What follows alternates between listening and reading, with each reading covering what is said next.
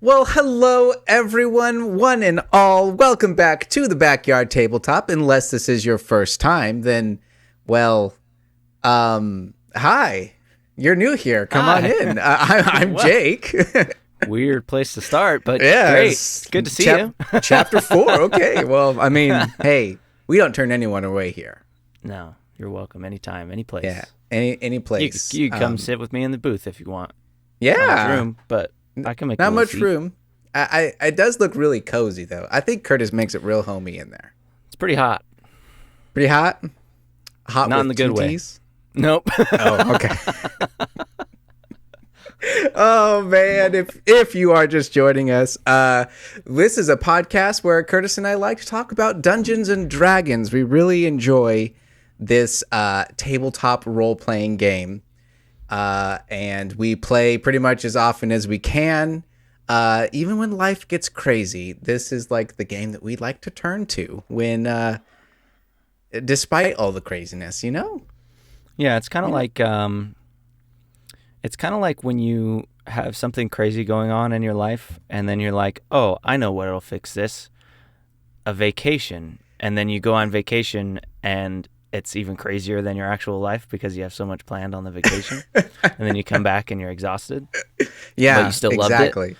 That's what D&D is. That's actually a really good interpretation. Sometimes it really isn't all that restful, but it really you is play needed. and it's stressful and you're doing crazy stuff and you're role playing and it's not like a walk in the park. You're thinking and you're working and you're doing fun things, but And sometimes making really tough choices.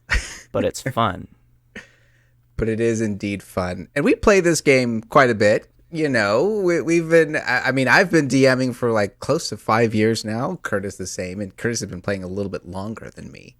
So we've been playing this a long time. We do enjoy it. And currently we are going through the new adventure. We're kind of changing it up around here. Typically, Kurtis and I go through our weekly games of the ones we play in. But we've been kind of changing it up lately. We wanted to review the Phandelver and Below.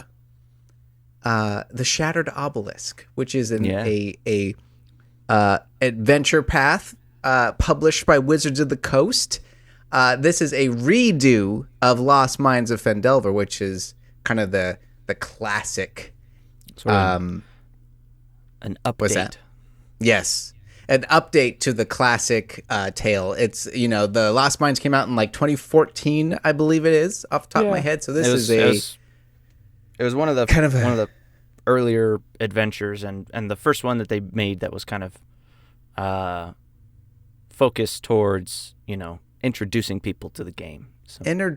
Exactly. So, I mean, probably the biggest changes that we've seen are like it's been updated from, a lot of the Lost Mines, just going through it. Lost Mines is, they kind of centered it toward new Dungeon Master, new players. This one has kind of made it a little bit more of a normal adventure.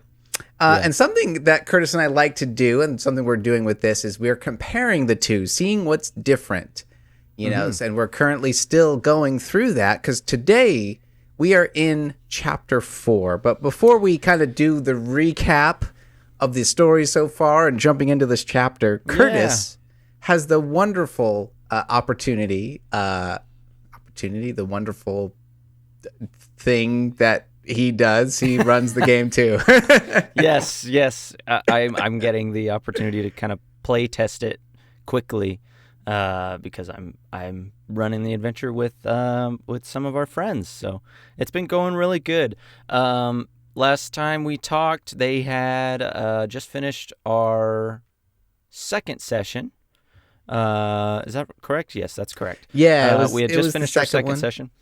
Now we're this group that I'm playing with is kind of a mixture of like the people we also play with on Fridays, and then a couple other people that we used to play with all the time. So we don't play like every week on the dot or anything like that. We play at least like twice a month, sometimes 3-4 times a month if we can. But so far we've only actually played 3 times. We've only played one more time since the last time we talked. Hey, no worries. They did get a lot done in those 3 sessions. In the first one, we kind of got through like the Goblin Ambush section, and then got to Cragmaw Caverns. The second session, they got most of the way through Cragmaw Caverns, and in fact ended the session by defeating Clark before they had even seen half of the place. That's right. They kind of beelined it straight for the big bugbear there, which was kind of good, actually, I'll say, because that kind of prevented them from being like in their worst state at the end of the dungeon when they fought the big guy. Right, exactly, because he's the boss, and there is a chance of having like a few more encounters. For sure. Well, at least one more encounter before fighting him. So yeah. So they did great. It was a real fun fight. It was like people were going down left and right, but they kept getting each other back up, and it was like a fight of attrition. It was fantastic. And then they finished that. They kind of looted the cave there, figured out what was going on there. They found the supplies for Lion Shield Coster. And that's where we left off that time. And now this last one went really well. They got all the way through the caverns and got back to Phandalin for the first time. I got to introduce Phandalin and introduce... Did they save Sildar? Yes. And did you get to try your smoker voice? Okay. I was like, I wanted to know if you did the smoker voice or not. Yeah, I'm gonna go over that because they actually this is an interesting group. Because the last time we did it, you guys were very focused on like being good and being heroic. Mm-hmm. This was our first time, and I think it also had to do with the characters we had made. At least with me, I had made a monk whose name was Will, Will, not like Baldur's Gate 3 Will. Because my whole idea is tieflings are supposed to have that, like, that virtue. Their name is like a noun. Name. Yeah. So Will was like his willpower type of thing. And so, so he was very focused on being good, and most of us were. But this group is different. It's well, that's the thing. Like, there's two of them that are very like morally ambiguous. Okay. Greg's character is very like profit focused, not necessarily like super selfish. He does do his best to kind of make sure everybody's doing okay, and he actually shows that a little bit in this session. And then Dip's character, our other DM who we play with, his character is very like, he's going through like a tumultuous time in his life, and so he's like deciding who he is, almost like, like deciding whether he wants to make those sacrifices or not. And it's very interesting because I actually just read his backstory. Dip sent me his backstory. I was curious about it, and it was fun. He wrote it like it was journal entries. Yeah, very cool and pretty, tragic backstory, and pretty crazy. Seems like he did a good job with like getting to this place of, is he gonna veer to what he had previously done, or is he gonna try and do something be better than what he has done? So that's kind of cool. Okay. And then I've got Joelle's character, who's very like wishy-washy. I mean, she's like a water genasi, and she was like on the ocean. Please for tell a me lot. Her nickname is Wishy-Washy. No. But she's very like go with the flow, like literally, like she just kind of does cool. What comes to her, kind of a thing. So, which is really fun, she's very chaotic. What subclass is she? She is a warlock, Pact of the Genie. Oh, with water elemental. That's kind of fun. Yeah, I like that a lot. So she's doing really well. That's been really fun. And then Steve's character is very like naive and trying to do his best, like very like trying to be one with nature and being very, productive and helping people and helping whatever he can when he can. So it's a very interesting group, a very like morally ambiguous group. Not a lot of like true good characters. Not a lot of like people out here to save the world or be like, the adventurer even. Yeah, don't get me wrong. They're nice. and they try to do what's right. They try to help people when they can, but they're also not like, I'm going to be self-sacrificing, you know? I think Katie's character is like the only one who's anywhere near that at all. And she's still pretty, I mean, she's good, but I wouldn't say she's like self-sacrificial necessarily. So it's fun. It's a lot of fun. Cool. So they finished the fight with Clarg. They searched the caverns, and they actually decided to take a long rest in the cavern. Okay. Which makes sense. Level which 1 was good. Yeah, 2 of them were at 1 hit point. A couple of them were at bloodied or worse. Yeah. There was only one of them that didn't take much damage.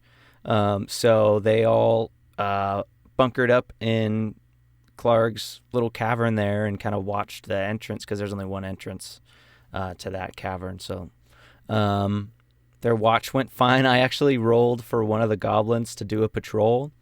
Uh-huh. And he rolled like a 4 on stealth and like an 8 on perception. So he just walked up there and was just watching his feet. He just walked up there and then immediately turned back and kept walking down the other way, just like grumbling to himself, like all upset that he's the one that got picked for watch. Like they had to pick straws or something. Yeah. And so he was paying no attention at all. So that was great. And so they just like like watched him walk away. It's so funny. Oh no. But they which was funny because they could have totally just like tried to jump him, and then that could have caused problems, but no, they played the smart move and noticed that he was being non-vigilant and just let him pass. So that was funny. So they finished that long rest, which was great. They got all their stuff back. And they moved on to go find this final cavern, because for a minute they were like, well, should we just go? Like, we haven't seen anybody, and we've already heard them briefly talk about, we got some word from the wolves that one of the prisoners left, or at least was taken out. So, like, what do we do about that? And so they knew that there might still be somebody there, but they didn't know who or what. So they decided to go find that final cavern. They got in there, and they actually snuck in and started with a surprise round, which was very good for them, because this fight got pretty close too. They got in, started the fight, went a couple rounds, and then when it seemed like they were kind of doing really well, the goblins from up on top, because this room is like split. And the boss goblin Ymik is up on top with Sildar, and there's a couple goblins up there with him. Right. When they got through like 1.5 of the goblins downstairs, they kind of rushed over and started helping, shooting arrows from the top. And then a couple rounds after that, Ymik finally pulled Sildar over to the edge and held him over and gave them their ultimatum. And said, classic, yes. Okay. Well, what was funny actually is I didn't get to do what I wanted to do, because the party yelled out, "Clarg is dead. Surrender now," kind of a thing. Like when they got into the room. Okay, like an intimidation type of thing. Like, hey, we killed your boss. Okay. Which I rolled a check on Ymik to see if he believed them, and he did not believe them.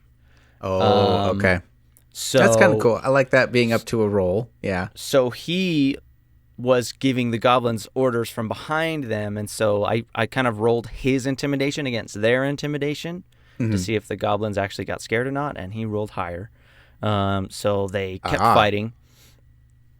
And then Ymik came over, held Sildar over the edge. So now he knows that they at least like know who Clarg is and all that stuff.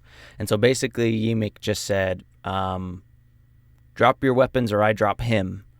And the whole party kind of looked at each other for a second. And it was... Oh, dear.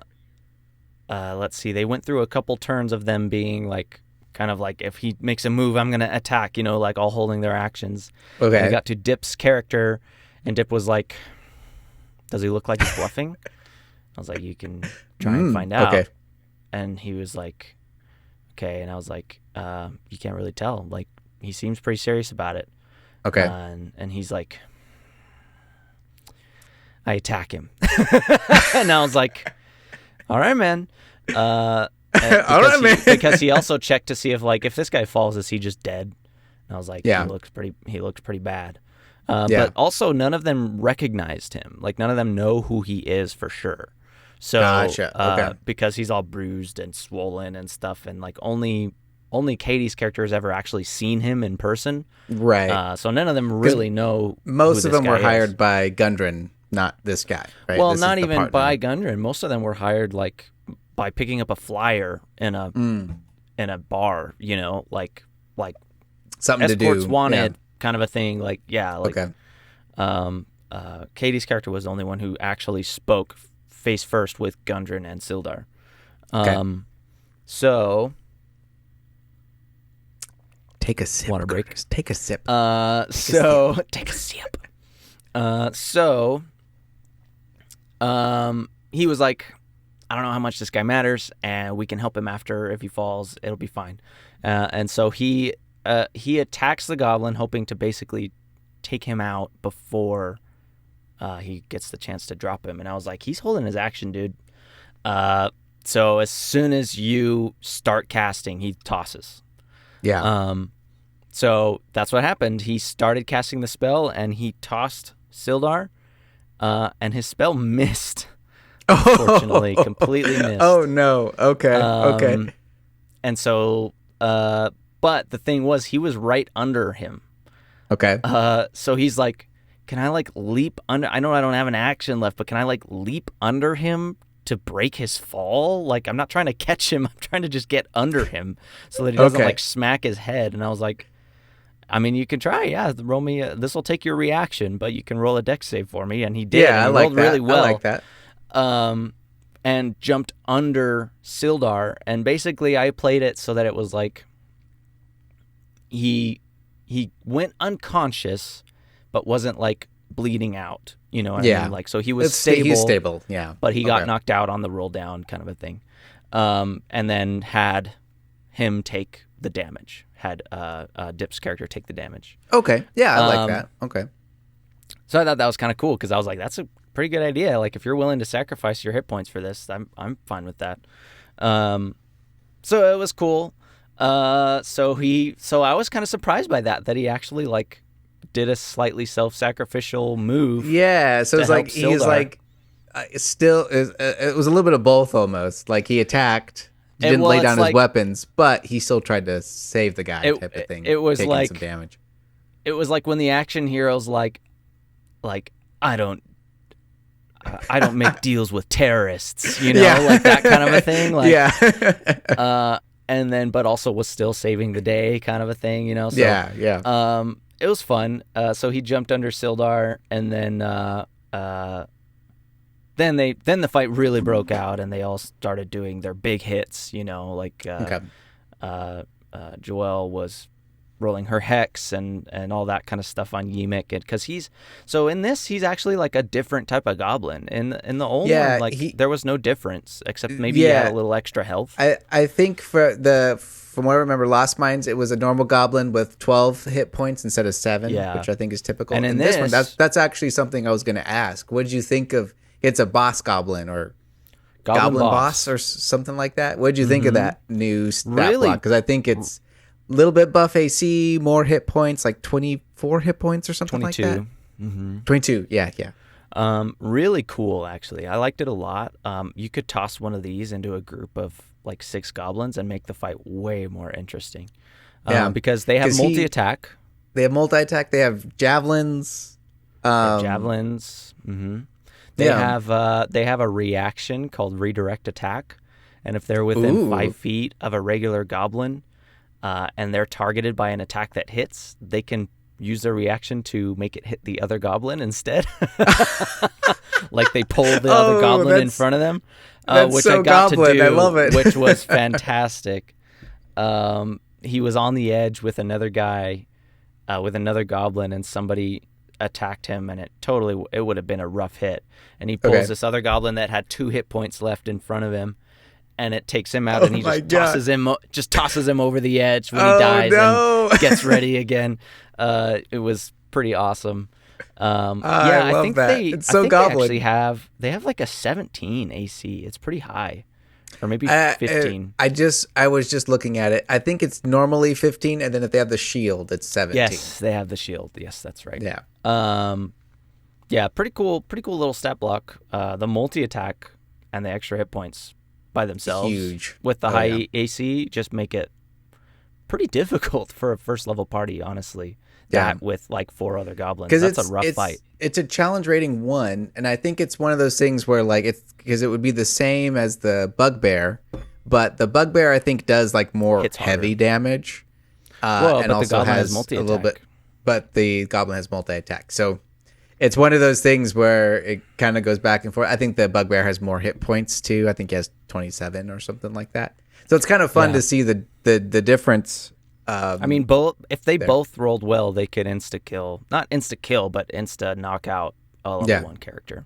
Yeah, for sure. The bugbear could do it in 1 hit. The goblin can do it in their multi attack pretty easily. Yeah. Yeah. So it's a good thing that the party took a long rest then. yes, very very good. Yeah, they probably would have been down to like 1 or 2 of them left at the end of this fight if they hadn't done that. But yeah, the rest of the fight went really well. They took everybody out. And this is where Greg's character, who is actually a celestial sorcerer, divine sorcerer, I really like that subclass. Would love to play one day. So I love it too. I want to make a celestial warlock divine sorcerer multiclass. I love it. I would love it. That's like totally against all the warlock and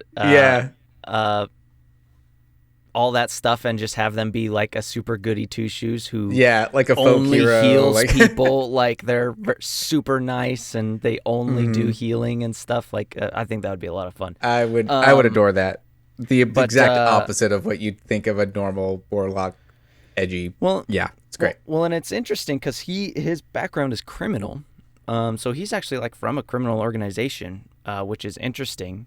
But he has this magic that he can use for good, and he pulled a tarot card because that's kind of his character's thing. He's like constantly just like letting fate kind of decide his stuff. Interesting. And Greg is pulling real tarot cards in real life. Oh gosh. And, like, and interpreting them. And like, okay, that's what he would do with that. That's one of those moments where you're like, I hope my parents don't see this.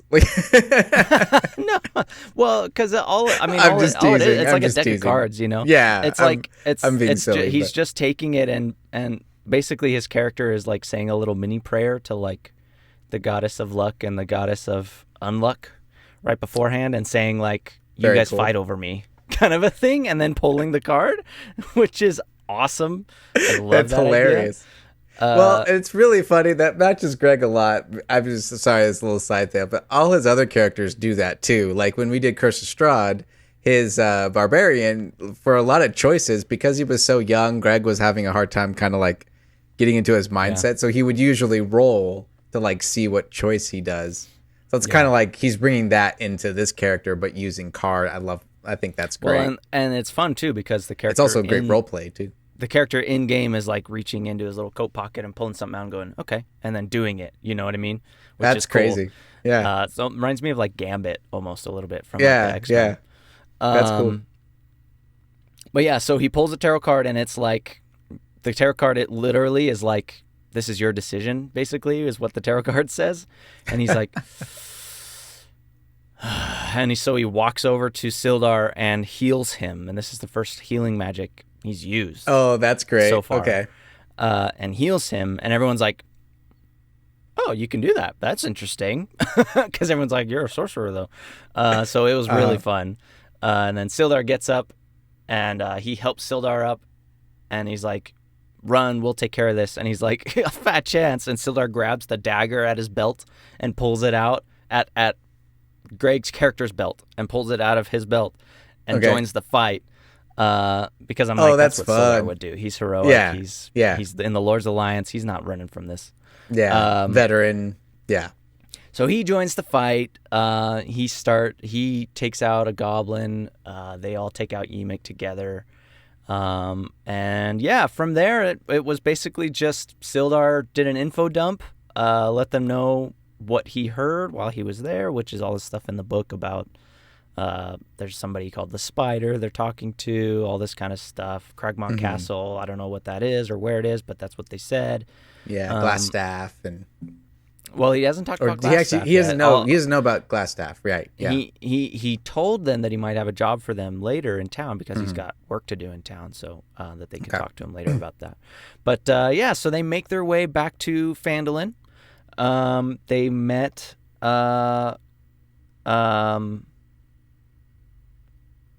Who did they meet?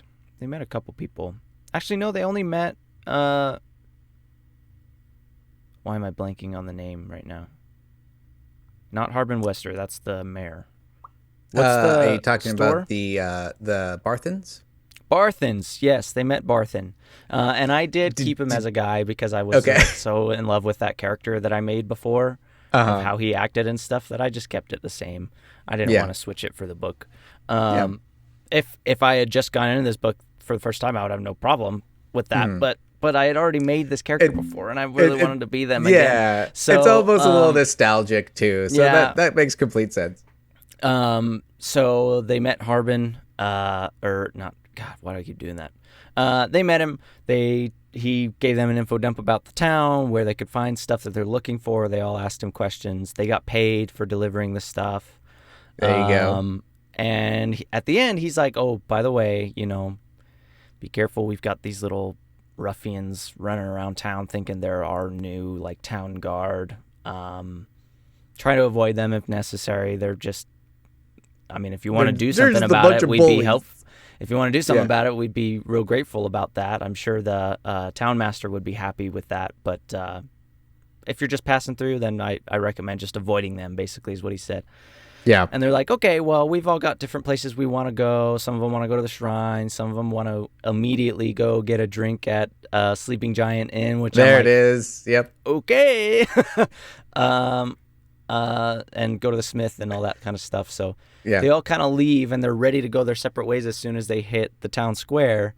But I was like, you know what? I'm going to end this on a bang. As soon as they entered the town square, they're met with 5 of these red brand ruffians who are like, "Hey, don't you guys know when you're passing through town, there's a new tax for travelers passing through town so that we can build our economy here. It's not that bad. It's like 1 gold a piece, 1 gold a head. Not too bad. Why don't you just pay that? We'll let you walk around town. No big deal." And Joel's character immediately steps forward and is like, "How about you shut up?" Basically. And he spits on her shoe, and he's like, "Okay, now I want you to give me all your stuff because you're being a nuisance." Yeah. And she's like, "Okay, how about this?" And just immediately casts Eldritch Blast on it. So, fantastic. Just straight up kills a man. I love it. So our next session is going to start with a quick Red Brand ruffian fight in the town square. I love it. I love it. So that'll go well. We'll see how that goes. Should be fun. Great. Well, before we transition into the chapter we'll go in today, I just have a quick question for, so now that I know it's been a while, but now that you've kind of played the Lost Mines version of the Hideout versus this one, do you feel like if it's a new group, you'd probably stick with the old way of having all the monsters the way they were? Or do you kind of like the new addition with the boss? And I think that was really the big difference was the goblin bosses. There were 2 goblin bosses. And there was slightly more goblins, I think, total in the cave. Yeah. I think I would just stick to the original. If nothing else, I would just get rid of the goblin boss stat blocks and just make them all regular goblins. Because for brand new characters, this would be a trudge, and it would be hard to get through. And this first dungeon would feel very oh my god, this is torture. If I was a brand new character, I'd be like, this is impossible. How are we supposed to do this? This is so many people. But since we've kind of have players that have played, they understand how rests work. They understand that they can retreat and go take a long rest and come back, or and not only that, but have made characters that do decent damage and can get through fights more quickly, because I think that's the biggest thing is if you have a brand new character, a brand new player, a group of brand new players, they're going to be unsure of what they can do, and they're not going to make the best choices every round. And, that fight with 6-7 goblins could take like 2 hours. Yeah. if they're having a hard time, so it's a trudge. I would definitely either just pull back on the numbers a little bit, or, I mean, the original Phandelver was pretty good, I felt. But honestly, if I had brand new characters, I would probably do exactly what I did before and bump them up to 2nd level right before they enter the caves. Yeah. Because for one, I think with brand new characters, it's really good to all level up together, like either in the middle of or right at the end of a session. Just so you can tell everyone about their class and like leave a little bit of time for it, at the end of the session or in the session. Okay. And then they go in feeling like, okay, this is cool. I've got new stuff. This will be fun. And they're a little stronger, a little hardier. Because I think the biggest thing about the caverns is the lack of health at first level is just murderous. It's very difficult. You take a hit and you're kind of like, well, I kind of need a short rest or chug a health potion. Like, yeah. Like one of the goblins hits you, and if they happen to roll well, you're bloodied already. One hit. Yeah. Yeah. Well, yeah, I was just curious about that. So it is kind of one of those things that like they basically have taken this adventure and it's like it's kind of no longer a beginner focused. Beginner focused, exactly. This is kind of meant for players that have probably played. Now, will they be fine? Probably. Sure. But you probably best know your table, and in general, if you're still starting out, probably good to probably use the Lost Mines before this one. Yeah. Very cool. Okay, awesome. Well, on that note, Kurtis, thank you so much for taking us through the story time with Kurtis. It sounds like it's going to be really fun now that you get to introduce the town. Yeah. But we're going to jump into chapter 4 now, everyone. I've been, really excited about this one, mainly because one, it's kind of cool because I've only played this adventure, so it's kind of cool to see a lot of the stuff behind the scenes, and it's really fun to see what they've changed about chapter 4. So without further ado, basically just a quick recap. Chapter 1 is all about kind of starting the adventure, and the adventure starts out with you are a group of adventurers, and Gundren Rockseeker has hired you because of a secret thing that he found, and you were to escort a bunch of goods to the town of Phandevler. And then there's some shenanigans that happen with a hideout. Chapter 2 is all about the town of Phandevler itself, and kind of introducing a bunch of NPCs, a bunch of side quests, and what Kurtis just talked about, the ruffians of the Red Brands, and kind of how to make that come to a close. Chapter 3 is Cragmaw Castle and kind of the lots of side quests. All the side quests that your players pick up, that's kind of all dictated in Chapter 3. So it's kind of like those 3 chapters are like, here's your adventure, here's the start of it, here's the town, introduce people, and then do a bunch of stuff for the town. So at this point, it's kind of like your players should be level 4. And they should have done some quests, kind of start making a name for themselves in the town. Probably some relationships is formed with some of the NPCs would be ideal, which is really cool. And just kind of getting to the point of you've really made a name for yourself in this town. People recognize you probably at this point, depending on how many side quests you do and how many people you've helped out. Yeah. At the end of chapter 3 is Cragmaw Castle, and that's where you find Gundren. And he basically explains everything that's happened. And at this point, you can now find Wave Echo Cave. Also the map there as well. if everything went smoothly. Hopefully it did. I've never heard of any group kind of getting to this point being like, well, we lost the map and Gundren's dead. I don't know where to go. Yeah, it's true. That would be very interesting. Kind of fun. Maybe a really could be kind of creative where that's what you use your question for the Banshee. Sure. Yeah, I mean, I think it gives that as one of the options too.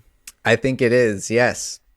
So this chapter starts out with kind of talking a little bit about the cave itself, the fact that this was a very, it was centuries ago, it was a very prosperous mine that adventurers came here.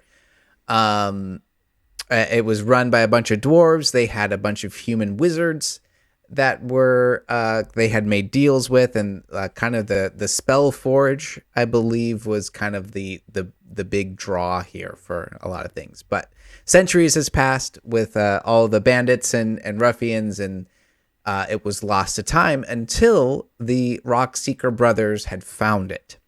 And then little did they know they were being followed by a bunch of bugbears, and that's where it's also introduced to the spider, who is kind of the leader.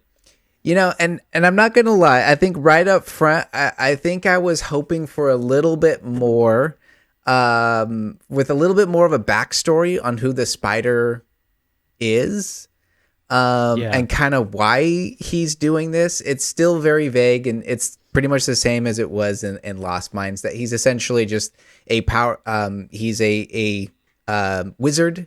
Or actually, I think he's more of a sorcerer. I think he's charisma based. But he's heard about the spell forge, and he's kind of here to find the spell forge and kind of start unlocking the riches of that place. Because is he a wizard? Okay. Mm-hmm. But yeah, so he's kind of here to unlock the find the spell forge to start getting that working, and then kind of it would be a very richly prize. I don't know. I think. Well, it's not necessarily a complaint. I would think I was just hoping for a little bit more of like why he's doing this, other than riches.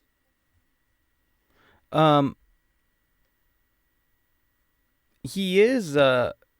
Isn't he technically?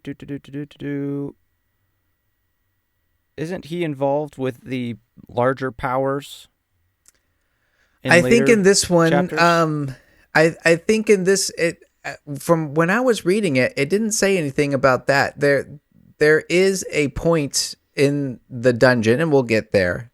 There is a point in the dungeon where you do find a psychic goblin, right. A goblin that's been changed, but it says he was from a scouting party that went here to see if they can find, specifically they're looking for some obelisk shards. Not finding any, those goblins left. Oh, okay. So I think I would have liked that personally, that he's actually from that. But as far as unless you saw it somewhere, as far as I'm aware, he didn't have anything to do with that. That's interesting. I assume it might have more connections, like in later chapters, explaining how he was connected, because they really almost kind of completely ignore a lot of that stuff in the first chapters, just so that it's not like if you really want to just play Phandelver again, you can. Right. It doesn't feel like you have to lead it into the new stuff. Right. And the later ones, they might add connections that show, oh, actually, this whole time he was working for this guy who's the whatever, the mind flayer mind flayer, or whatever. Yeah, whatever. Yeah. Because it would seem really strange to me for the goblins to be following like two different leaders. You know what I mean? Yeah. Because it's like the spider is calling some of the shots, obviously. Like the goblins are delivering stuff to him. But then there's these other goblins that just kind of show up every once in a while and do stuff. So it would be weird for the spider not to know about them, or at least be involved with them somehow. I don't know. It's a bit strange. For sure. I think maybe that's the first thing. If that is the case, I think it would have been kind of nice to have a little blurb about that. Yeah. That's talking about that. And I think if I were to run this, I think I would make that maybe not more apparent, but in my notes or whatever, I think I would have made it where the spider is specifically looking for this Spellforge in order to maybe even equip the army that's they're building, you know? Oh, so Um, okay, so in the ending of this chapter where it says what's next,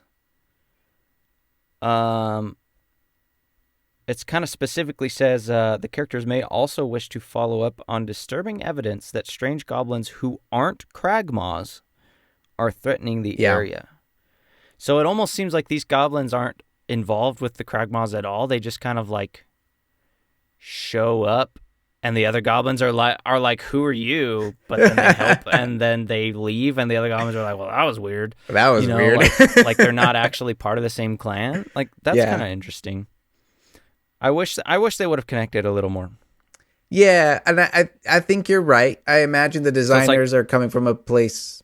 It's like Spider runs the Kragmaws, but these goblins aren't actually technically involved with the Kragmaws at all, so that's why they're not involved. That's interesting. Okay, right. Well, whatever. So I mean, yeah, exactly. And I think maybe that's one of those things where, like you said previously, I think you may be right. The designers may be coming at this from a place of, if you just want to run the first 4 chapters like Lost Mines, you totally can. And then there's also this adventure. And also it may be coming from a place of that might be too convenient or too leading up to like the spiders actually working for these mind flayers that are underneath. But anyway, I think that was just me, or even just, I think a little bit more of a backstory to Spider. I think I would have liked a little bit more of, just for world building purposes, because I'm sure it wouldn't have been anything specific, because he's just a greedy guy who's out for riches, but he's like a drow, so I think it would have been kind of interesting of like, you know, he was drow cast out of. Yeah, like or even like he was working with the house, but he got cast out, and so he's actually kind of a rebel now or something. But because it could be maybe because I've been reading Pathfinder Adventures, maybe I'm kind of like, you don't need it, so the designers didn't waste time with it, type of thing. Yeah, I think because I think it's pretty common for like the drow and the mind flayers to like fight because they try to take the same land in the Underdark. So maybe that's why they didn't want to connect them, because drow and mind flayer tend to be enemies, so they didn't want to like make that weird mix there. I don't know. I think that would have been kind of cool, honestly. Like if you said he was like because he was a male, so he was outcast from the city, but then he ran into a mind flayer colony that was starting all of this stuff and got like mixed up with them because it was better than turning into a drider, you know, like something like that. Like that could have been fun, but no, they just they just split it, which is fine. It's fine. It definitely makes it easier for you to just play the first 4 if you want. Exactly. And yeah, that's not necessarily really a complaint for me. It was just like, oh, I think I was expecting more, but that's not a big a deal. Too big a deal. Sure. But yeah, so kind of jumping into the bulk of this chapter is Wave Echo Cave, which is the biggest dungeon up to this point. I actually don't know if this is the biggest dungeon in this book, but it's real big. If I remember correctly, when we did this in Lost Mines, it took probably 3 sessions to kind of get all the way through this. Like it's 4, yeah. It's a chunky boy, and there's a lot of exploring. So not to go through everything, I will put up the map here for you to see. So unless there's any highlights that you'd like to go through, I have a little list here of certain differences that I think would just be kind of fun to go into that I spotted. The first thing is right when you walk in, you find Tharden, which is Gundren's brother, one of 3. Gundren is dead here at the entrance. And then it specifies that the 3rd brother is actually still being held captive by the spider, which you will find him later in the dungeon. Right. But in Lost Mines, he had boots of striding and springing. Yes. In this one, he has a cloak of protection. So they just changed up the little wares there. I don't know how you feel about that, but which is a huge upgrade. Yeah, huge. I think because the boots, you can get some of the same boots from the drow at the orchard back at Phandalin. I think that's the reward that he offers.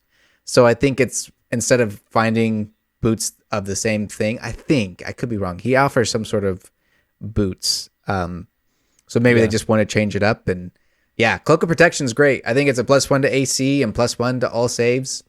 Yeah. Basically Ring of Protection. That's great. And I don't know. I like that it specified that the spider was just in too much of a hurry to find things to worry about magic items. So the party gets it. Interesting. A little bit further in, there is a little debuff that the players can find if they go into the room or this hall where they fight an ichor jelly. I believe, ochre in Lost Mines, it didn't have this, but the ceiling is a little bit low, so it's a low ceiling. Weapon attacks have disadvantage unless it's a light weapon when they fight that creature. So I kind of not that I saw. No, it specifically with that. I can go double check real quick, but not that I could find.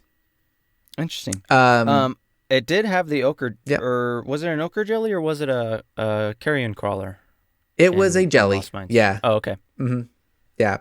It, at least in this 2 area, the W2. Yes. Yeah. I remember. It was the same Jelly. But yeah, this place in Phandelver and Below, it has low ceilings in this place. So, it's specifically medium or large creatures have disadvantage. So if you're a halfling, you're fine. Yeah. Or you wield a light weapon, you're fine. So that I don't know. I like stuff like that. I like it when there's a little changes to environment. The environment influences the party. I feel like that's a great way to kind of immerse, change up, so it's not just a slog. It changes it up and makes certain ones a little different. A little bit further in, and this is a fun place. It was right when you walk into W3. I might need your help on how to pronounce that monster. A sturge? Sturge. Sturges. In Lost Mines, it was 10 of them. In this one, there's only 6. Oh, that's interesting. I always felt like in the early adventures, they would like way overdo sturges.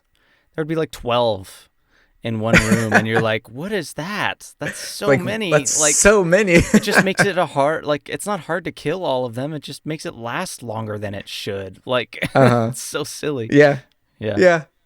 I'm very much with you. So, and I think that they did. There's a couple things I didn't really highlight just because I didn't highlight all of them. But there are some differences. Like in Lost Mines, it's like there'll be 5 bugbears here, and in Phandelver it's 6. And then sometimes vice versa. So there's some changes here and there that are minor, but I get it. And so this one, they made it 6 instead of 10.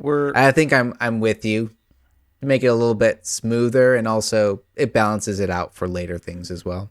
Were there always ogre zombies in W4? No, that is the next one. In W4, in Lost Mines, it was specifically 9 skeletons. But now it's 2 ogre zombies and 6 dwarf zombies. So that was kind of cool. They changed that fight up a little bit. Makes it feel more thematic.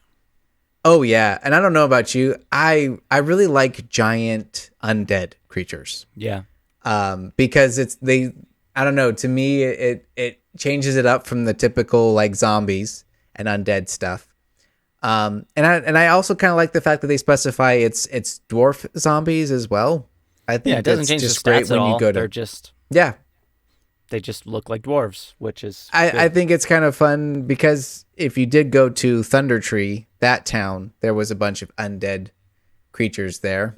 the ash zombies. So it's kind of fun, I don't know, to just keep stuff like that in mind as a dungeon master to keep players immersed. I don't know. It's kind of something silly that I like, but I like it when it's just certain things are different.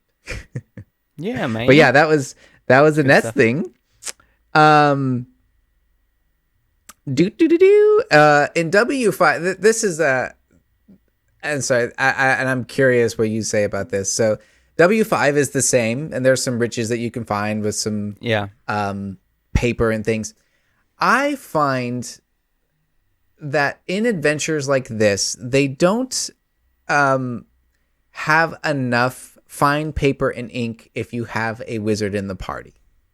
And I get that you can't really account for that, but I feel like if I was running this and I had a wizard in the party, in here I would have fine paper and ink for your spell book.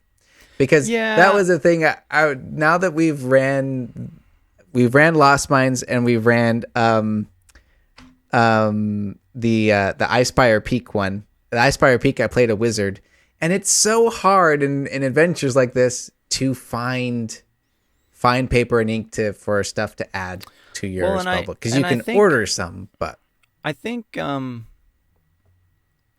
biggest thing with that is that it's like they expect that to be a downtime activity. You know, fair. Like copying spells, they don't expect that to be something you're doing in the middle of a dungeon necessarily. So I think true. I think the idea behind that is that it's like, you know, in the book, it doesn't specify that you need to like go specifically to a fine paper and ink store. Like it just says you need this much money to copy the spell because that's what it costs to get the fine paper and ink. And so like realistically, you know, you wouldn't even need to tell your GM, I'm going to go buy fine paper and ink. You would just say, I'm spending this much coin because I'm copying this spell. And that's kind of it, you know. But we like to make it a little more realistic and say, well, where did you get that fine paper and ink? Fine paper and ink. You got to go get it somewhere, you know. That's true. So it's not necessarily... Okay, so that's an interesting point. That sometimes at a table, it could just be like... Kind of like how BG3 is. It's like you're just spending gold and you can learn that spell type of thing. Okay. Yeah, like in the middle of a dungeon, you could be like, oh, I bought this before and I'm just spending the gold now to copy that spell. You know, like kind of a thing. Okay. Like I don't. Oh man, that's cool. I don't think most places are that. Well, maybe a lot of people are, but I don't think the book necessarily tells you that that's how it should be. You know what I mean? Because when you read the wizard spell page, it basically says you spend this much money per level and this much time per level, and the money goes towards fine papers and inks. Like it doesn't say like, as a wizard, you must go and procure your fine papers and inks in order to copy. That's a very spells. Interesting point. Maybe it's almost like a spell I'm just component. Of, you know what I mean? Yeah, exactly. Maybe I'm just thinking of like Critical Role at that point then of how they did it, because that makes sense. Maybe it's more of like a spell that your wizard is casting, and they have to use gold in order for the components to cast a spell over their ink and paper. That's kind of a cool way of thinking of that. Okay. Well, cool. I'm glad we got Kurtis's thoughts on this, because I really like that. Yeah, I am definitely much less of a like every detail matters kind of DM. Like I like the fine details, and if you want to role play that, that's awesome, and I'm totally for it, and we'll do that. Like if you want it to be that detailed. Otherwise, like the book says this. So we don't need to role play you going and buying 800 gold worth of paper and ink. Like, where are you going to put that? Who are you getting it from? Who even has that much supply in this small town? You know, like we don't need to worry about that too much. That's fair. Like That's at this fair. point, this point in my DMing, like maybe at one point I would have, but at this point it's like, well, just you got the gold. We'll figure it out. to need that. It's such a niche thing, you know. Yeah. I get it. Okay. Well, cool. That was just something. I'm glad we got to talk about that, because that makes a lot of sense. The next fun difference that I found is the W8 cavern. Yes. So in Lost Mines, this was kind of fun, and I remember this actually being pretty tricky when we went through it. This was a poison room. There was a bunch of mushrooms that had some poisonous fumes, and you can make some nature checks and passive perceptions. And if you came in a certain distance, you could take some poison damage. In Phandelver and Below, they actually came out with a new stat block. So it is a violet fungi is the name of this fun monster one, which is kind of fun. They look their awful. multi-attack is really interesting. The stat, I don't know, I was just looking at the stat block. They move really slow, and they're like little mushroom things, and they have these little tendrils that come off them. For their multi-attack, they have 1d4 attacks. So you actually roll for how much attacks they can do, which is kind of cool. So it's like maybe it depends on their tendrils or how they're moving or something like that. I don't know. It's just kind of it almost different. Feels like, well, because they move so slow and everything, it almost feels like it's almost less of an actual like creature, and almost like it says they're a plant. They're not a creature. They're not right. Like, so it almost or they're not a beast or anything, like, so it almost feels more like almost like they're like a Venus flytrap. You know what I mean? Yeah, like just but like a mushroom to one. Stimuli. They're not like thinking or anything like that. And so it's like as they're limbering away, like the D thing that you roll every turn to see how much they can attack is just kind of saying like how active they are in that particular moment, kind of a thing. Right, like, exactly. That's really cool. I like that a lot. Yeah. I thought that was fun when I was looking at that. So yeah, that's a little bit different.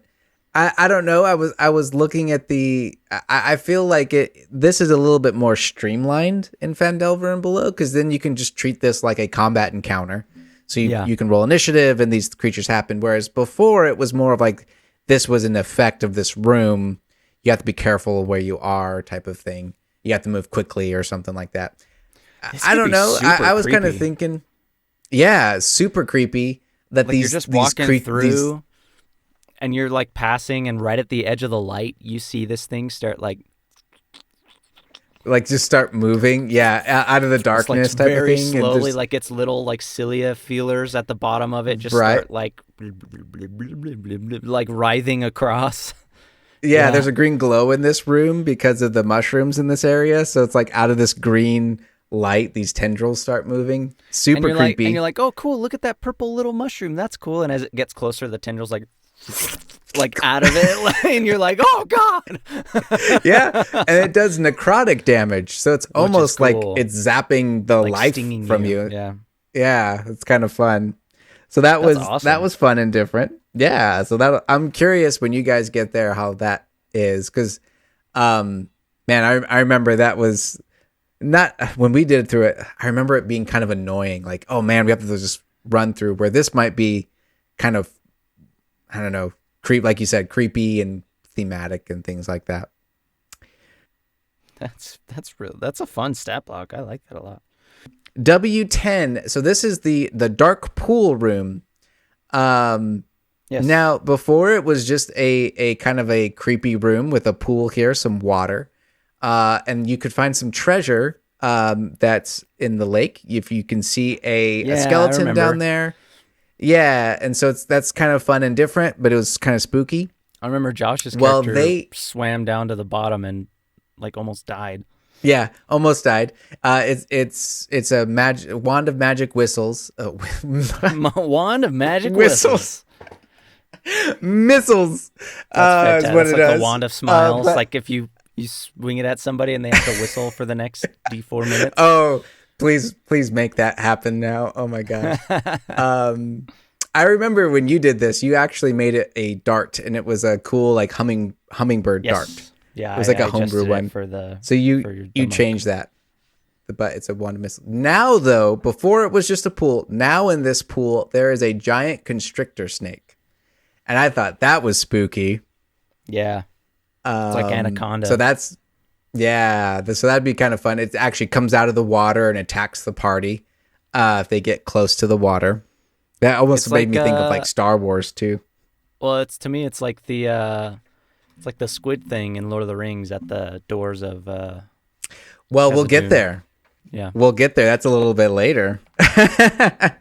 Yeah, this one's a snake. Yeah, just wait till where is it? W16. Oh.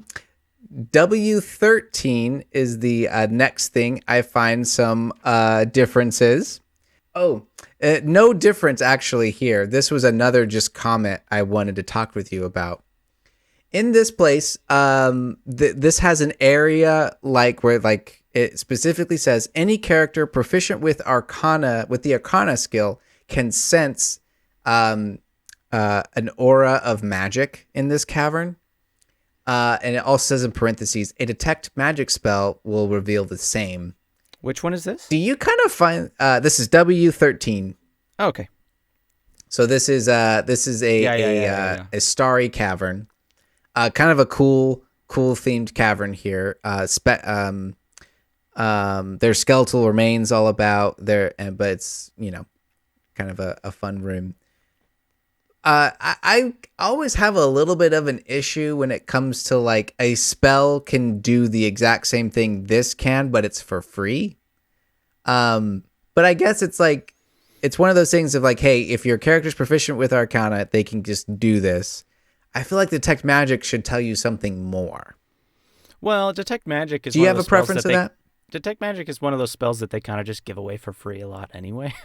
That's true. Like Warlock can cast it for free. There's a couple other ways you can. Yeah, I think Detect Magic is a ritually. Yeah, it is a ritual spell, right? So Detect Magic isn't that expensive, really, and I think it's mostly intended to basically just act like a radar. Like I definitely feel like they do this a lot, where it's like you can roll an Arcana check or cast Detect Magic, and they will both tell you the same thing, kind of a thing. You know what I mean?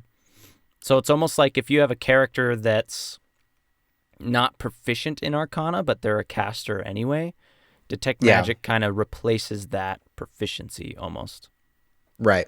It's like a shortcut. Well, and that makes sense. That makes sense. I don't know. For me, I almost kind of like. I wish they would make it a roll instead of just saying, if you're proficient, you automatically get it, kind of a thing. Yeah.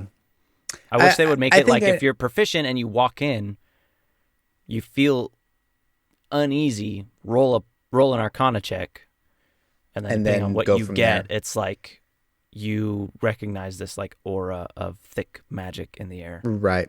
Yeah. Or one of those things where it's like if this is supposed to be like trying to be immersive and thematic, and you're like, hey, something's different about this room, I think you could just add that to the flavor text. Because it is it's a cavern that's filled with I think it just has like a starry night on the sky. Yeah, it's like crystals everywhere. Yeah, that's right. Glittering minerals. So in the it's ceiling. really it's really cool. It looks really cool. And I feel like you could just add that. The aura of magic isn't coming from the room, though. The aura of magic is coming from W15. That's what it says. Oh, that's right. That's right. Yeah. So it gets stronger to you as you approach W15. As you're approaching. So it's almost like if it's like as you're approaching like certain wizards or proficient with Arcana, you can kind of feel almost drawn to this area. So that's okay. That makes sense. Yeah. Well, interesting. Yeah, I go to highlight that for a moment, so it's kind of fun. And then W14 is the wizard's quarters, and so this is there is a wraith here. Yeah, there's a new thing, right? Yeah, the room is not new, but the wraith is new. The wraith is actually the wraith was there before, right? But he's all But it was a special stat block. Previously, actually, and it was a dumbed down wraith. It was a challenge rating 3 wraith, right? Where this one uses a standard wraith, which is a challenge rating of 5. So he is beefed up quite a bit, which I kind of appreciate. it just kind of I don't know. The picture of him is really cool too, with like this blue spectral like robes on him. Very fun. And then 15 W15 is the same with the really cool spectator that's bound here by the wizards, and it's still mad and thinking that the forge is still in use and things like that. I always liked the spectator. It was fun. I remember when you guys went in here, I described like spinning around towards you as a floating head of a creature with like eye stalks and a big eye central, and you were like, "What?" What? I was like, "Don't worry, man. It's not it's not a full size. Yeah, it's just a spectator. Still a tough fight though." Mm-hmm. I remember freaking out because we were first getting into D&D at this point, and I remember like knowing what a beholder was, but I had no idea what a spectator was. Or there's a creepy beholder that's like a blood one that's really creepy, but they're like, I didn't realize, it's like I knew a beholder was a thing, and I knew they were super powerful. So like I remember not super powerful, they're like challenge rating 13 or something, but still. That would have just demolished our level 4 party. Yeah, so for this, way too powerful. Yeah. Yeah. Very fun. A lot of the treasure is the same. You know, I remember as my monk doing the whole where you can hold out your staff. I hold out my staff as a monk for the flame and to make it a +1 for a certain amount of time, which was really fun. And then the last two more things. So W16 in this room is where like all the sounds are coming from, the rhythmic booms. This is called Wave Epical Cave, and this is where the sound of the waves are coming from. What's different about this one is that they added a giant octopus that can attack the creatures, the players, if they get close to the water and the surface of the water, which was really fun. I was like, I immediately thought of what you thought a little earlier. It was like, oh, that's like Lord of the Rings, like creepy, crazy tentacles come shooting out of the water to try and grab you and pull you in. So that was fun. So there's just like, what I like about this is I feel like they added a little bit more to the theme of everything, and I love that they added, instead of just zombies attacking the party, like zombies and skeletons, and there's a few bugbears in here and things like that. They actually added creatures and monsters that inhabit this place, which was kind of fun. And then we get to the boss room, which is where the spider dwells, and they changed up his fight a little bit as well. So in Lost Mines, it was the spider versus 4 spiders that were with him. And then potentially a doppelganger, because a doppelganger's in the room before, and then it potentially could retreat in here. Yes, yeah. Now, in this one, it's just the spider and then 2 bugbears are with him. Right. Or excuse me, 4? Oh, no, it says 2 of the 4 bugbears. I just wanted to double check real quick.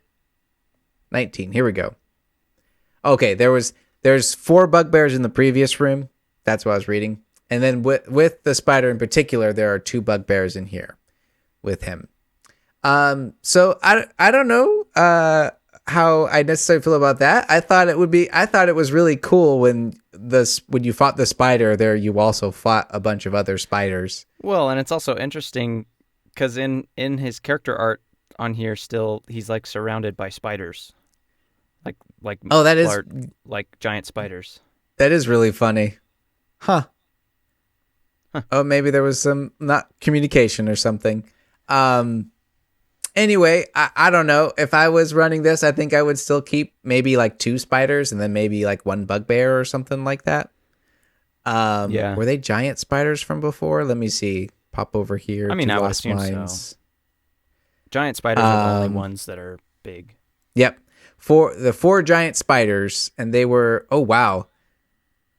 4 giant spider, and each was a challenge rating of 1, so that can be pretty crazy. So they've kind of changed this fight a little bit because it's the spider with 2 bugbears, which are both challenge rating 1. Really not a whole lot different with the spider's stat block. It's pretty much the same. They changed it up a little bit. So I'm curious to hear what you have to say, because they're doing this now with stat blocks where they're not really giving their casters like spell slots. Yes. They're doing this thing where it's like once per day they can cast these spells. Each of these, yeah. So there was actually some comments I was reading on this. People aren't really a huge fan of that because there's no upcasting now. Mm-hmm. So before you could upcast, like say Magic Missile, to do potentially more damage or things like that. Also with how this works now, he can only cast Magic Missile once during the fight. Yeah. Like, that's right. Exactly. That's kind of weird, you know? Yeah, I'm with you. But he now has a Poison Blast, which is a melee or ranged attack. He didn't have that before, which is a +5 to hit. It can go out to a range of 120 feet. And it does poison. 2d8 poison damage. Mm-hmm. And he can cast that twice. So it's a multi-cantrip thing. Yeah, basically a level 5 cantrip that he can cast twice, which is kind of different, and I guess that's kind of cool. So they've changed it up a little bit. I personally, and I'm curious what you say. Personally, I'm not a huge fan of the new stat blocks that they're going to streamline it with the once per day. I kind of like the spell slots, but I also know they can be a little bit of a bummer to try and keep track of. So I'm curious. What do you think? Do you like? I like the simplification. I do. I like the simplification. However, I wish they would do something more like saying, instead of saying once per day each, they would say, seven per day of any of these, basically, and just say 7 spell slots. Essentially. Yeah. Okay. Like it doesn't have to be that there's different levels of spell slots or anything like that, but just say like, because then that kind of removes the upcasting thing, which makes things weird. So if you have like, all these first level slots, you could say, they can. I guess that's basically just spell slots again, but without upcasting. But right. That would still be simpler if you just said. And so it's basically just putting marks, like your tick marks or something. Kind of almost like you're casting from like a staff that has multiple spells. You know what I mean? Yeah, like charges. Yeah, that's an interesting way of thinking of that too. Because it's super weird to me. Like if I'm playing a wizard, I'm gonna cast Magic Missile 3 times in one thing. Like I'm having it limited to where you can literally only cast each of these spells once. That's the part that bugs me. Like, yeah, right. If I was running the character, I would just say, okay, there's 7 spells there. They can cast each one once a day. That means they have 7 slots. So yeah, instead instead of feeling like I have to cast Darkness or Fairy Fire to make it work, I like that. So then I'll at that just point, cast Magic Missile 3 times. Yeah, it was like so. At that point, just so I also understand. At that point, it's kind of like. So you're saying it's like if I cast Magic Missile at 2nd level, I'll take off 2 of those 7 slots type of thing. Not even. I wouldn't even do upcasting. For this. Okay. So you would just because I think that's kind of what they're trying to get rid of is the whole like making it as difficult as like a player character. Like get rid of upcasting, get rid of this kind of stuff, and just make it a spell that they're casting. And gotcha. So what you're saying is basically you wouldn't be able to cast Suggestion more than once. You wouldn't be able to cast Magic Missile more than once. Yeah. Okay. Yeah, because in a combat, like if I cast Suggestion and it fails, I'm gonna try again next turn. Yeah. I'm not just gonna leave it and say, well, that was my one casting a Suggestion for the day. Like that's because this way it's almost more like Pathfinder, right? Where when you select your spells for the day, you assign a spell slot to a spell. Yeah. And if you want to be able to cast a spell more than once in a day, you have to assign more than one spell slot to that specific spell. And so you have to say, I want to cast Suggestion 3 times today. I want to cast heal twice today, and I want to cast Magic Missile 4 times today, and you have to assign those slots. And if you don't use all 4 of those Magic Missiles, you've wasted slots. Okay. Which I hate. I hate that system so much. Yeah. It's one of the things I hate about Pathfinder. Okay. But only half of their casters use that. They don't all do it that way. Yeah. But interesting. Okay. Yeah, I don't like that. Like, let me decide how many times I want to use each one, and just give me a number of times I can cast any of my spells. Yeah. I get that. And I think for me it's coming from a place of, one, it's like he has 27 HP, and if he has major armor on, he has an armor class of 14. So it kind of makes sense from a place of like, instead of, it's like this may last 4 or 5 turns, so he may not have a chance really to be casting Magic Missile and all these things. But I'm kind of like a bit of a waste to do it multiple times. So it's one of those things. I think there's a balance there. I think maybe this is also me. I was kind of expecting his stat block to be bumped up as well. Like he'd have maybe he'd have some really cool robes. Mainly it's just his staff, but maybe he has some robes that he's able to get a higher one, or you just bump up his HP. Because that was the other thing, is like he only has 2nd level spells, so I think I was expecting some 3rd level spells in there. But I think the idea is that he's supposed to feel about the same level as the players. So, sure. Yes. Yeah.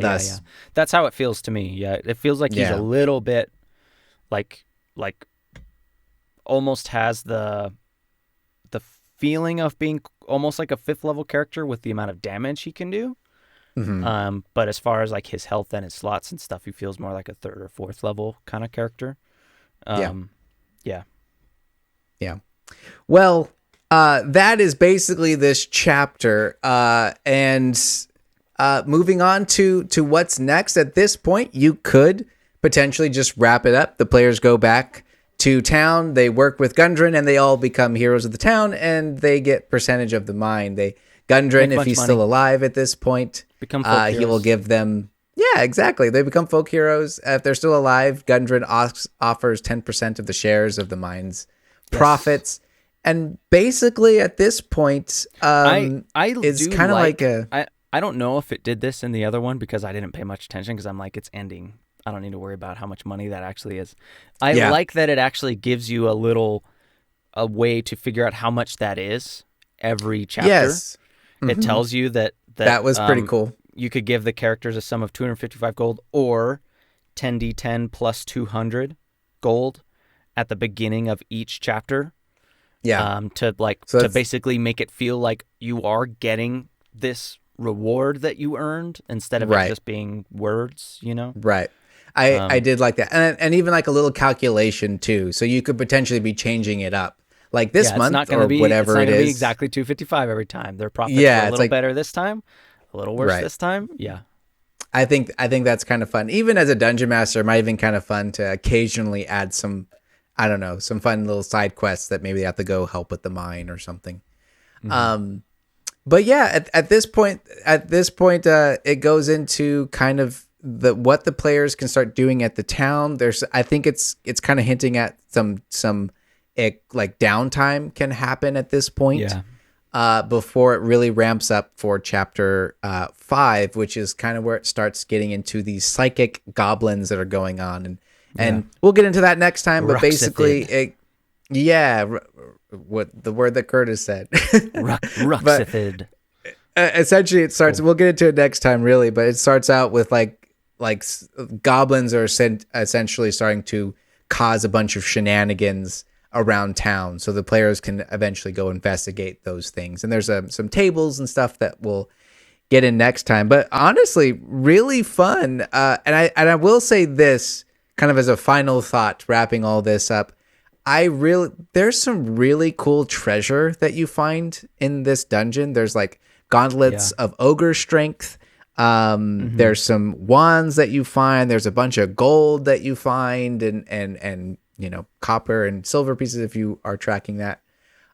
It's kind of cool that now, like, I was just thinking of this as like, there's some really fun and even weapons that you can find in armor and have the Spellforge now, potentially. Yeah. Going into the next chapters, you can start using them, because I remember finding, like, for example, the hummingbird dart that you gave me. I only really got to use it for like 2 sessions, and then we were done with the adventure. Now you're going into some later sessions, and you have some really cool treasure and gear and money, essentially. Yeah, so. The Lost Mine dungeon does give you a lot of good treasure. I really liked that about it. It felt like you were delving into a lost place that was full of treasure, and like they were making so much money, and like it was a profitable place, and so you're finding all of those things here.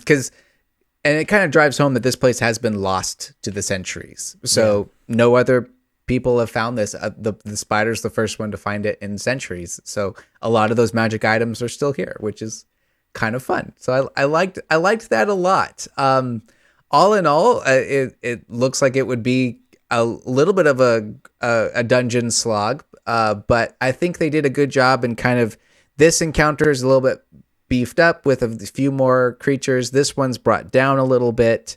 This one's not really a poison room, so you can't take 3d6 poison damage, but there's 2 mushrooms that can kind of attack you and maybe do a little bit of damage.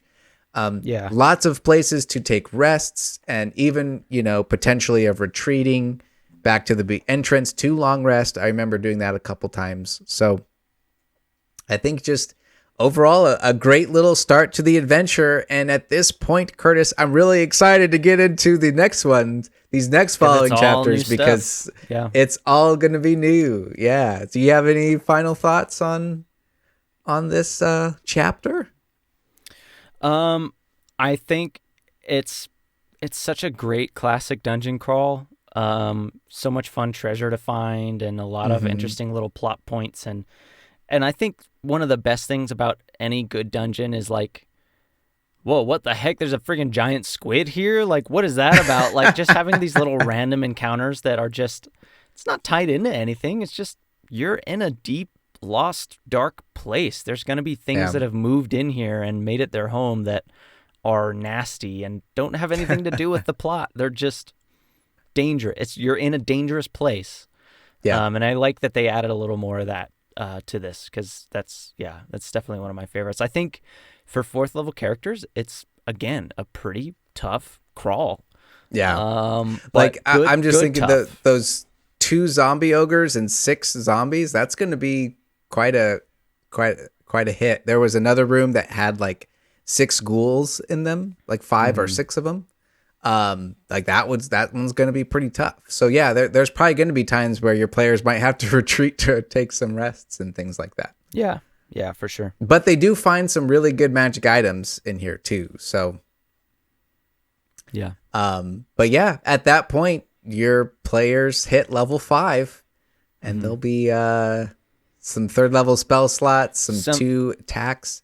Something I will say is I do enjoy that the next chapters speed up the advancement a little bit, because you're going from 5 to 12 by the end of this, and there's only 4 chapters, so you do gain multiple levels per chapter in the next few, which I like that. I really like a speedier advancement personally in my adventures, and the chapters are longer too, so it makes more sense. But but still, it's fun. It's fun to see that.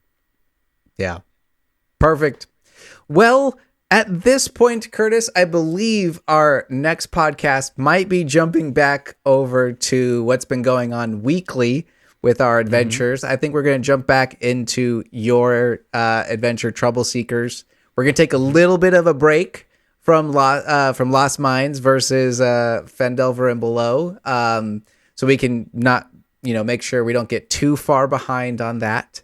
And then we'll be jumping into probably going into the new year, chapter 5, and we won't be having that thing of comparing, because we'll have nothing to compare it to, because it'll all be new.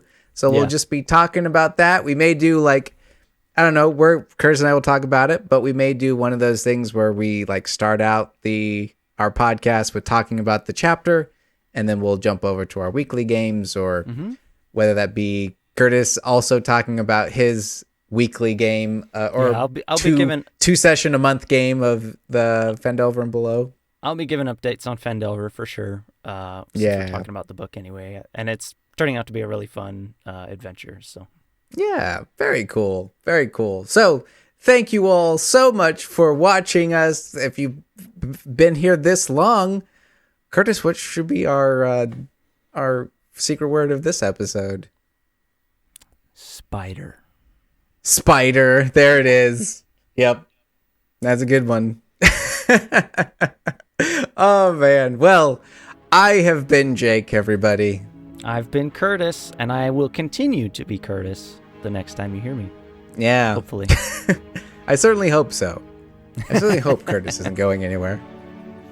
Thank you all again so much, and we will see you next time on the Backyard Tabletop. Bye-bye. Bye-bye!